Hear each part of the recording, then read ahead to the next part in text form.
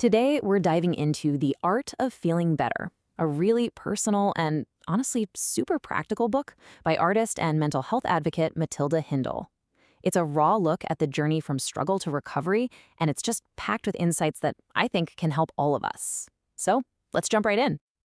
And right out of the gate, the author makes one thing crystal clear. This isn't just her story. It's an invitation. She's talking directly to you, to me, to every single one of us. Why? Because mental health is universal. It just immediately sets this tone that's inclusive, personal, and incredibly relatable. So where does a journey like this even begin? Well, for Matilda, it didn't start with some big dramatic event.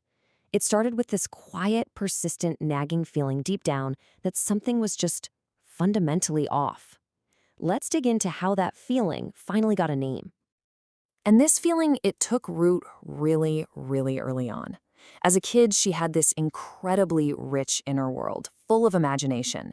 But slowly, that world started getting overshadowed by fear, by the sense of being wrong. The adults in her life would tell her she was too sensitive. And hearing that over and over, well, she started to believe it. And that feeling just began to consume everything. After years and years of that internal struggle, the wrongness was finally given a set of clinical names. And look, it wasn't just one thing. It was this whole complex combination of disorders. Can you just imagine being a teenager and hearing all of this? It must have been so overwhelming. These labels felt less like an explanation and more like a life sentence, something that would define her forever. Wow, this quote just perfectly captures the sheer weight of that moment. You know, you might think a diagnosis brings relief, but for her, it was grief. She talks about crying into her pillow, not for the future, but mourning the person she used to be before all the labels, knowing that the path ahead was going to be completely different, and in that moment, just unbelievably scary. And that brings us to one of the, frankly, most difficult parts of mental illness, the fact that it's invisible. There is this massive, massive gap between the battle that's raging on inside and what the rest of the world actually sees. I mean, look at this. On the left, you've got the simple, easy things we say out loud. Oh, I'm just tired. But on the right, that's the devastating reality. Hindone uses this incredible metaphor of being stuck in quicksand. And she says it's not the sinking that gets you. It's the pure, bone-deep exhaustion of constantly, desperately trying to pull yourself out.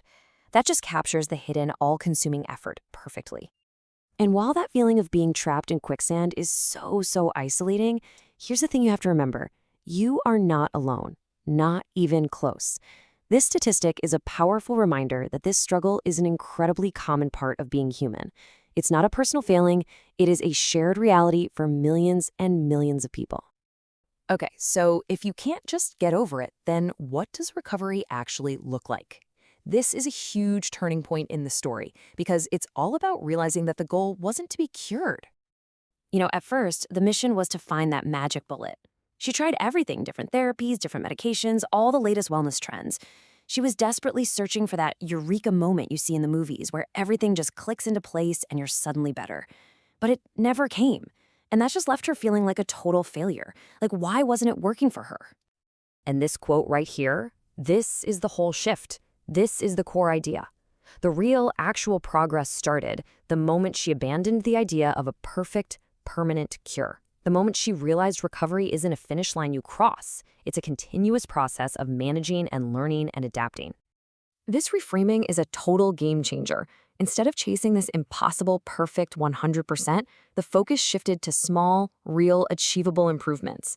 Celebrating feeling 20% better, that's a huge victory. It allows for grace, it accepts that bad days are going to happen, and it redefines success as gradual progress, not some unattainable perfection. Okay, so you've moved the goalposts. How do you actually start making that progress? Well, this is where the book gets really hands-on, outlining the specific tools she started gathering for what she calls her mental health toolkit. This one simple question, this is the foundation for the entire toolkit. Think about it. It's so easy for us to offer kindness and support and encouragement to our friends when they're having a hard time. But how often do we ever turn that same compassion inward? This question is an invitation to start challenging that harsh inner voice we all have. So in the book, she explains that self-compassion is built on these three pillars. And one of the most powerful is this idea of common humanity. It's basically the recognition that, hey, making mistakes and feeling pain isn't a sign that you're broken, it's just part of the shared human experience. It shifts your whole perspective from why me to this happens to everybody, and that can be incredibly comforting. So this is how you actually put self-compassion into practice. Hendo talks about our brains having these well-worn, deep grooves of negative thinking. This three-step process helps you carve out new, kinder paths. First, you just notice the automatic negative thought.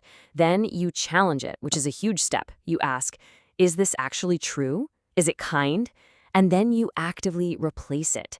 It's like cognitive physiotherapy for your brain. Now, here's another really fascinating tool. For so many of us, the pressure of body positivity can feel like just one more thing to fail at. Body neutrality offers a different way. It's not about forcing yourself to love your reflection, it's about shifting the focus to what your body can do.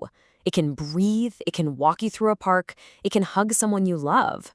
It completely detaches your self-worth from your appearance, and that can be just so liberating.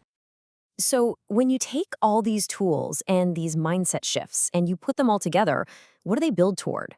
Well, they all lead to one powerful central conclusion. This little moment she describes just captures the whole journey perfectly. She was at a poetry reading and her friend was super nervous to go on stage.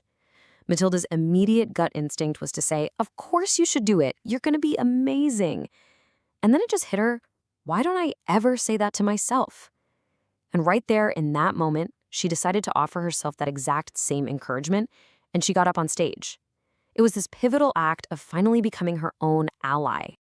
After all of it, the diagnoses, the struggles, the years of feeling wrong, the ultimate realization is this simple, powerful truth. None of it means you are broken. You are a human being having a human experience, plain and simple. And we'll end on this final, incredibly empowering reframe. The very things she was told were flaws as a child, being too sensitive, are now the source of her greatest strength, her art, and her ability to connect with so many people.